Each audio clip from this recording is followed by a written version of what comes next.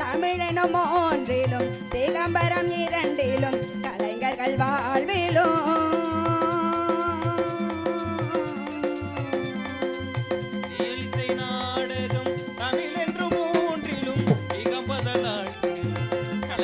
வாழ்விலும் இசை நாடகம் தமிழனும் ஒன்றிலும் தமிழனும் இரண்டிலும் கலைஞர்கள் வாழ்விலும் அயன் திருநாவிலும்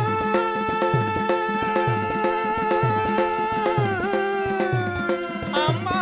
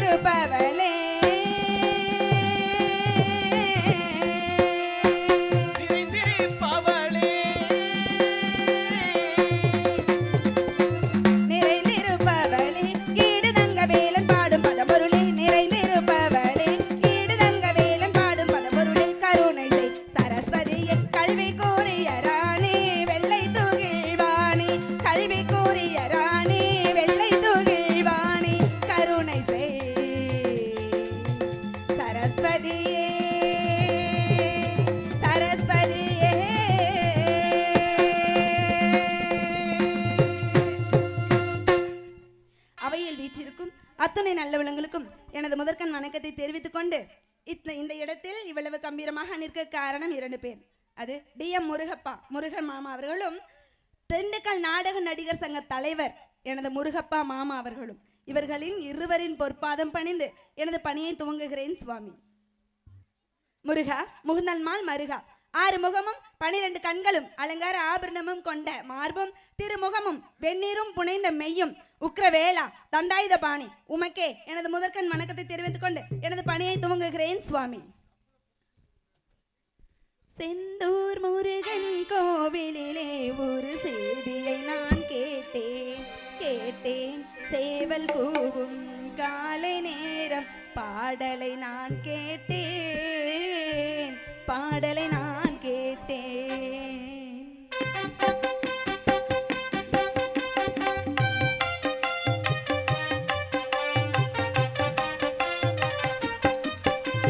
செந்தூர் முருகன் கோவிலிலே ஒரு செய்தியை நான் கேட்டேன் சேவல் கூவும் காலை நேரம் பாடலை நான் கேட்டேன்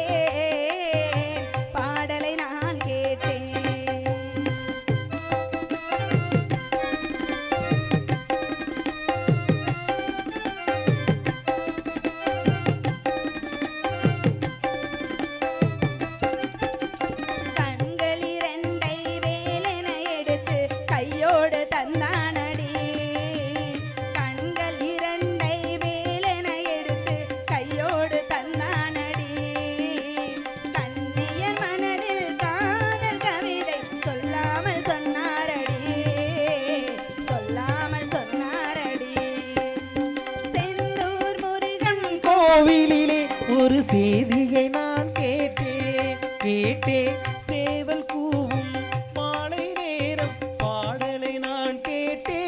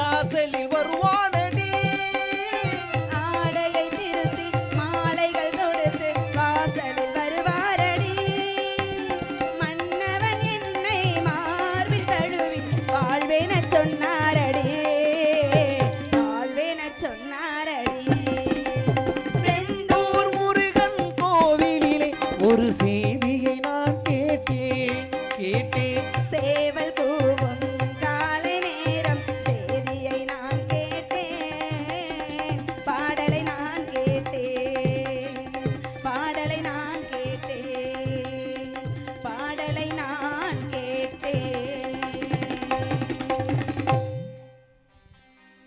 நன்றி நன்றி நன்றி.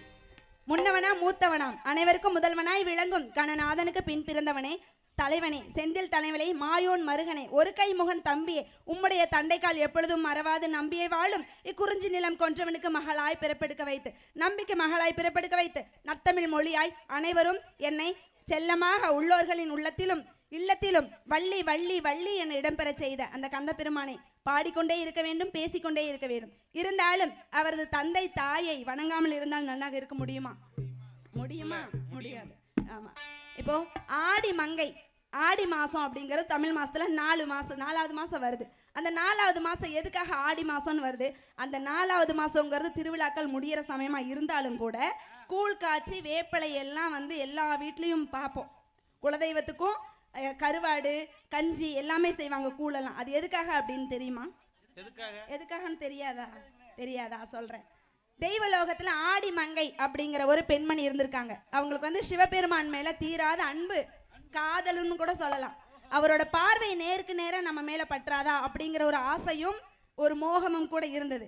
அப்படி இருக்கும்போது கைலாயத்திலே தனியா தவம் பண்ணிக்கிட்டு இருக்காரு சிவபெருமான் அப்படின்னு சொல்லி தெரிஞ்ச இவங்க என்ன பண்ணிட்டாங்க, பார்வதி தேவியார் இல்லாத அப்போ இவங்க போயிருக்காங்க. எப்படி? பார்வதி தேவியார் மாதிரி உருமாறி போய் உட்காந்துருக்காங்க. தியானத்தை முடிச்சுட்டு சிவபெருமான் வராரு, நமது தேவியார் தான் உட்காந்துருக்காங்க அப்படின்னு நினைச்சிட்டு கையை கொடுத்து எழுப்புறாரு. எழுப்பி பக்கத்துல வரும்போது ஒரு கசப்பு தன்மை அவர் வந்து உணர்றாரு. பரம்பொருள் இல்லையா, அவருக்கு தெரியாதது ஏதாவது இருக்குமா? அப்படி இருக்கும்போது என்ன இது கசப்பு தன்மையா இருக்குதே அப்படின்னு சொல்லி அவரோட 3வது கண்ணில் பார்க்கும்போது வேறொரு பெண்மணி நம்மளோட தேவியாரோட உருவத்துல அப்படின்னு தெரிஞ்சதும் ஆவேசப்பட்டு அவரோட வேல்ல குத்த போறாரு. ஆமா. அப்படி இருக்கும்போது ஐயா என்னை மன்னிச்சிருங்க, நானும் பிறந்து எனக்கு விவரம் தெரிஞ்ச நாளில் இருந்து உங்களோட பார்வை எனக்கு நேரா பற்றாதா அப்படின்னு நான் ஏக்கத்துல இருந்தேன். தேவியார் இல்லை அப்படிங்கிற அந்த சமயத்தை தெரிஞ்சு உங்களோட அன்பு என் மேலே படணும் அப்படிங்கிறதுக்காக நான் வந்து உருமாறி வந்தது தப்பு தான். அதுக்காக இவ்வளோ உக்கிர வேகம் எனக்கு ஆகாது, என்னை மன்னிச்சிருங்க அப்படின்னு சொல்கிறாங்க. இருந்தாலும் கூட அந்த ஆவேசம், நமது தேவியார் மாதிரி வந்து எப்படி உருவத்தை வந்து மாற்றலாம் அப்படிங்கிற கோபத்தில் நீ வந்து பூலோகத்தில் ஒரு கசப்பு தன்மை வாய்ந்த அந்த வேப்பிலையா நீ வந்து மாறணும். எந்த இடம்னு இல்லை, எந்த இடத்துல மண்ணெல்லாம் இருக்குதோ அந்த இடத்துல நீ வந்து வேப்பிலையா மாறணும் அப்படின்னு சாபம் கொடுக்குறாரு. அப்பா உன்னோட அன்பு என் மேலே வரணும் அப்படிங்கிறது தப்பா? இதுக்கு இவ்வளவு தண்டனையா? எனக்கு சாப விமோச்சனம் கிடையாது அப்படின்னு அதே சாபத்தில் விமோச்சனமும் கொடுக்கிறாரு. எப்படி?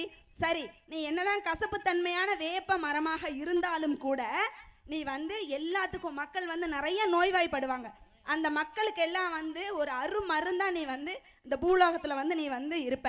அது மட்டும் இல்லை, மாசி மாசத்துல இருந்து ஆனி மாசம் வரைக்கும் வந்து திருவிழா அப்படிங்கிற ஒன்று இருக்கும். அதில் ஆடி மாதம் 4வது மாதமா உன்னோட பேர் வச்சு ஆடி அப்படிங்கிற ஒரு மாதமும் உருவாகும். அதே 4வது மாதத்தில் கூழ் காய்ச்சி வேப்பிலை இல்லாத இடம் எங்கும் இருக்காது. பெரிய அம்மை அப்படிங்கிறது வந்து என்னோட தேவியார் பார்வதி போய் மாரியம்மனா மாறி அம்மை போட்டாலும் கூட உன்னோட வேப்பிலை மருந்து வந்து ஒரு பெரிய மருந்தாக இருந்து மக்களுக்கு வந்து உதவணும் அப்படின்னு சொல்லிட்டு அந்த சாபத்திலையும் விமோசனமும் கொடுத்துருக்காரு. எவ்வளோ பெரிய அதிசயம், எவ்வளோ பெரிய அற்புதம் இல்லையா? அதனால அந்த தாயாரை வணங்காம இருக்க முடியுமா? காஞ்சியிலே காமாட்சி, மதுரையிலே மீனாட்சி, காசி விசாலாட்சி. காமாட்சியை பற்றி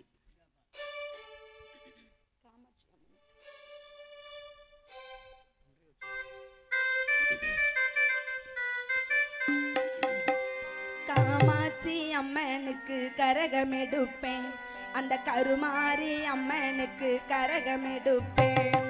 காமாட்சி அம்மனுக்கு கரகம் எடுப்போம், அந்த கருமாரி அம்மனுக்கு கரகம் எடுப்போம். கரத்தோடு கரங்குவிக்க கரகம் எடுப்போம், அன்னை உருத்தாளும் அம்மனுக்கு கரகம் எடுப்போம். தன்னையா குமரி என்னும் காந்திமதி கோவில் என்னும் மாமதுரை கோவில் என்னும் மணிமகளின் வாசம் என்னும் வேடுபள்ளம் தாங்கி நிப்பா தாய் ஒரு தீரா, ஏழைகளை காத்து நிப்பா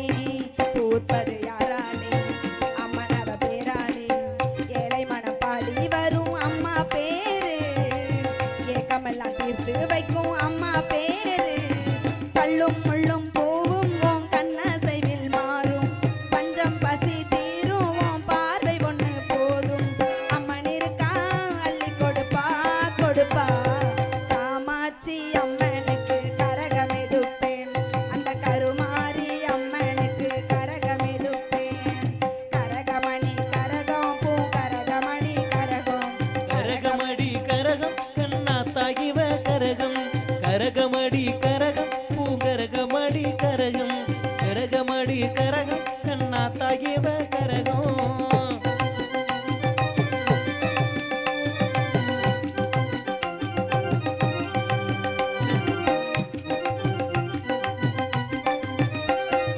கையில் ஒரு திரிசூலம் தீமைகளை தீர்த்து வைக்கும் தீயவரை ஒட்டி வைக்கும் அண்டங்களுக்கு இவள் மூலம் அத்தனையும் பார்த்து வைக்கும் ஆணவத்தை ஒட்டி வைக்கும் ஆடியிலே அம்மனுக்கு பொங்க சோறு ஆடி வரும் அழகு கொஞ்சம் பூந்தேரு கோயில் மணி ஓசை அது கேட்க கேட்க ஆசை அம்மன் வந்து பேச இங்கு நித்தோம் பூச அம்மன் இருக்கா அள்ளி கொடுப்பா கொடுப்பா காமாட்சி அம்மனுக்கு கரகம் எடுப்பேன் அந்த கருமாரி அம்மனுக்கு கரகம் எடுப்பேன் கடத்தோடு கரங்குவிக்க கரகம் எடுப்பேன் அந்தி புறத்தாலும் அம்மனுக்கு கரகம் எடுப்பேன் கன்னியாகுமரி என்னும் காந்திமதி கோவில் என்னும் மாமதுரை கோவில் என்னும் மணிமகளின் வாசம் என்னும் மேடு பள்ளம் தாங்கி நிப்பா தாய் ஒருத்திதான்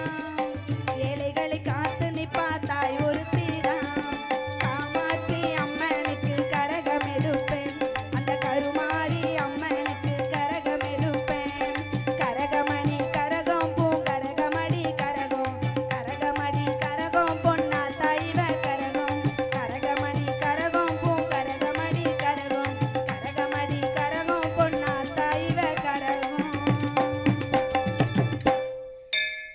அண்டருக்காய் நெஞ்சிருந்தி அம்பலத்தில் ஆதிசிவன் தொண்டனுக்கே தொண்டன் என தொண்டு செய்வதே காலம் தொண்டனுக்கே தொண்டு செய்ய இறங்கி வருவாராம் சிவபெருமான் எப்படி தெரியுமா எப்படி கஷ்டப்படுற ஒரு தகப்பன் தகப்பன் 4 ஆம்பளை பசங்களுக்கு அப்பா அவர் அப்படி இருக்கும்போது அவங்க வளர்ந்து படிச்சு பெரிய ஆளாகியாச்சு அப்பாவை கைவிட்டாங்க அம்மாவும் இல்லாம போயிட்டாங்க அப்படி இருக்கும்போது காசியில வெறும் பிச்சைக்காரரா மட்டும் இல்லை அவர் ஒரு தொழுநோய்க்காராலும் இருந்திருக்கிறாரு ஆமா அவர் படுற கஷ்டத்தை எல்லாம் பார்க்க முடியல சிவபெருமான் இதை பார்க்கறாரு அவர் படுறாரு ஏன்னா தொட்டு சோறு கொடுக்கறதுக்கு கூட அருகருப்பான உடல் அமைப்பு அவருக்கு அப்படி இருக்கும்போது பசியில வாடுறத தெரிஞ்சு அதே பிச்சைக்காரனா வேடம் மாறி உருமாறி வந்தாராம் சிவபெருமான் வந்து ஐயா 4 நாளா நானும் பசியோடையும் பட்னியோட ஊரே சுத்துறேன் எனக்கு ஒரு வாய் சோறு கூட யாரும் போட மாட்டேங்கிறாங்க எனக்கு ஏதாவது ஒரு வாய் சோறு இருந்தா நீங்க போட முடியுமா அப்படின்னு சிவபெருமான் அந்த தொழுநோய்க்கார தாத்தாவை பார்த்து கேட்கிறாரு அப்போ அந்த அப்பா என்ன பண்றாரு அப்படின்னா அப்பா ஊரே வந்து எனக்கு ஒரு வாய் சோறு போடுறதுக்கும் அருகருப்பு படுது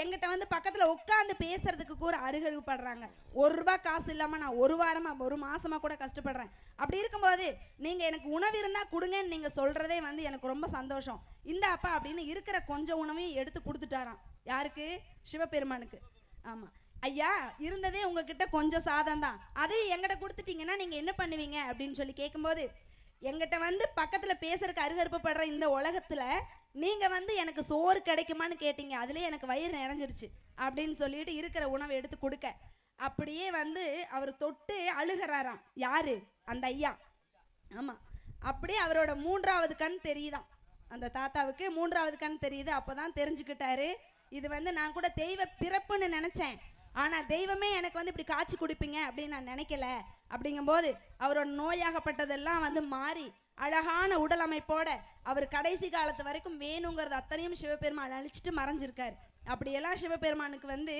அற்புதங்கள் இருக்கு இல்லையா ஆமா அந்த சிவபெருமானை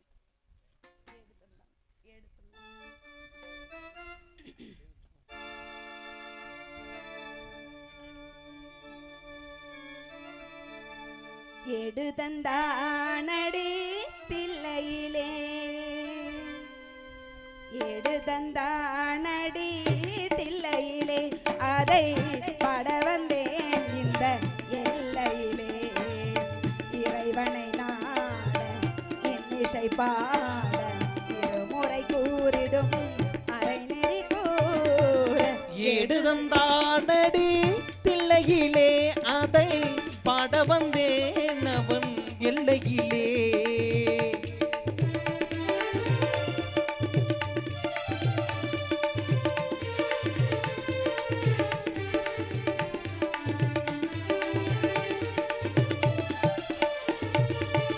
ஏட்டிலும் மூவரை எழுத வைத்தான் அந்த பாட்டையும் அவனே பாட வைத்தான். ஏட்டிலும் மூவரை எழுத வைத்தான் அந்த பாட்டையும் அவனே பாட வைத்தான். நாட்டையும் தமிழையும் வாழ வைத்தான். நாட்டையும் தமிழையும் வாழ வைத்தான். அவன் நமக்கென்று உள்ளதை வழங்கிவிட்டான். நமக்கென்று உள்ளதை வழங்கிவிட்டான். ஏடுதம் தானடி தில்லையிலே அதை பாட வந்தேன் அவன் எல்லையிலே.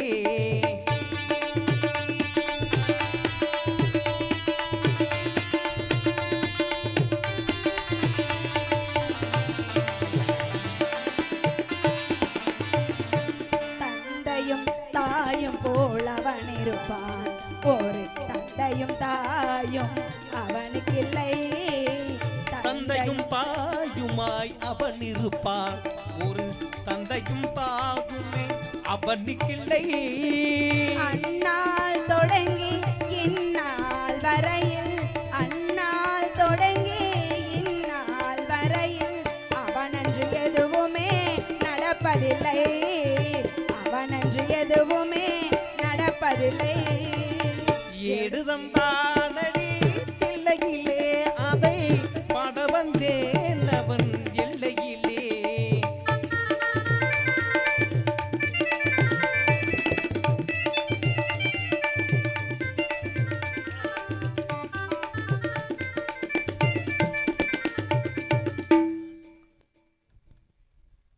இப்படி இருந்தாலும் கூட 5 வயதிலே அறியா பருவத்திலே உனக்கு வாழ்வு கொடுக்கிறேன் என்று கூறிவிட்டு போன முருகன் இந்த நிலைமை இந்த நாள் வரையிலும் இல்ல.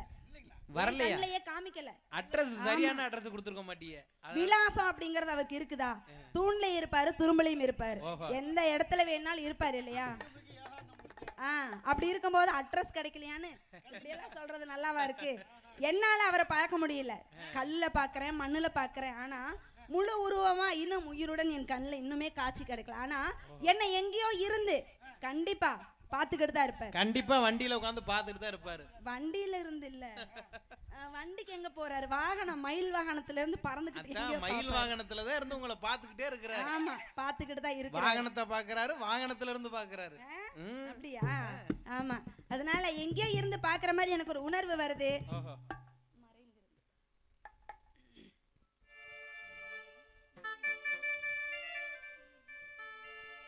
மறைந்திருந்து பார்க்கும் மருமம் என்ன அழகர் மலையழகா இந்த சிலை அழகா என்று மறைந்திருந்து பார்க்கும் மருமம் என்ன அழகர் மலையழகா இந்த சிலை அழகா என்று மறைந்திருந்து பார்க்கும் மருமம் என்ன நவரசமும்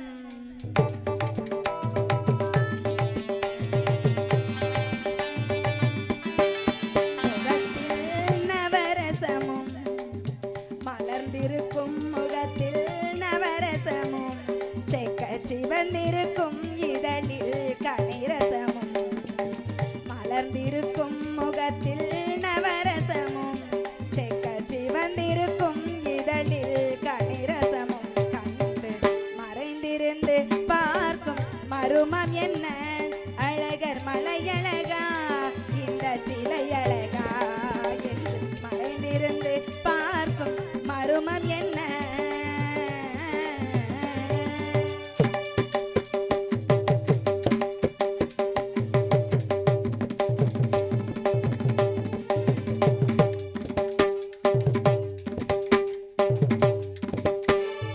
எங்கிருந்தாலும் உன்னை நான் அறிவேன். உன்னை என்னை அல்லால் வேறு யார் அறிவார்?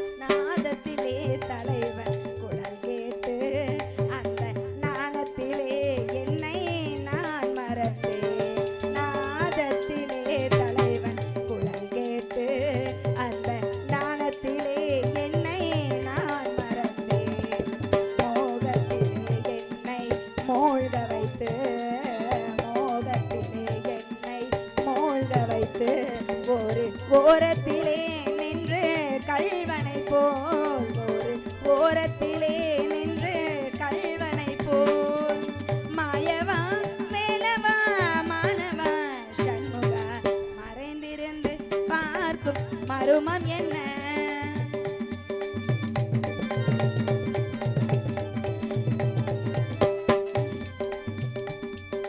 மானாட மலராட மதியாட நதியாட மங்கைகள் நடனமாட வானாட விண்ணாட கொடியாட இடையாட வஞ்சிவ கைகளாட சுதியோடு நானாட என நாடி இருவேளை விரைவில் துணையாக ஓடி வருவாய் தூயனே மாயவா மாலனே வேலவா எனையாளும் சண்முகாவா மறைந்திருந்து பார்க்கும் மருமம் என்ன அழக மலையழகா இல்லை சிலையழகா என்று மறைந்திருந்து பார்க்கும் மருமம் என்ன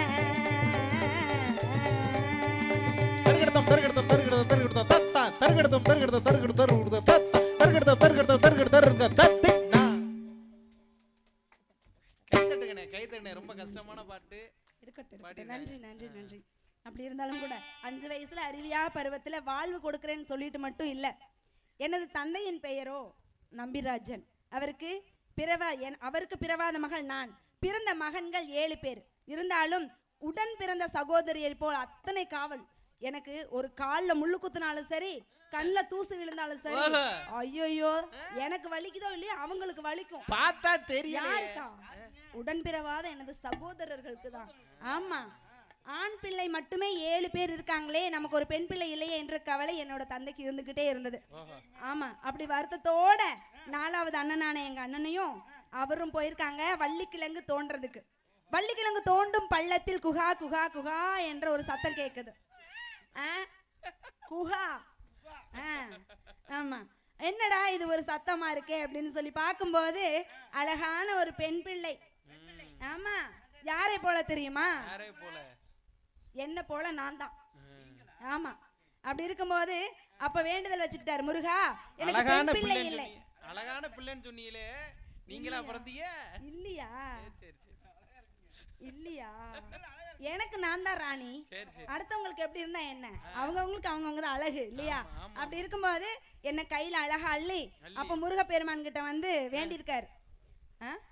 என்ன வேண்டினாருன்னா, 7 ஆண்மகன்கள் இருந்தும் எனக்கு ஒரு பெண் பிள்ளை. ஏன்னா ஆயிரக்கணக்கான ஆம்பளைங்க ஊர் உலகத்துல இருந்தாலும் கூட அதுல ஒரு 5 பேராவது பெண்கள் இருக்கணும்.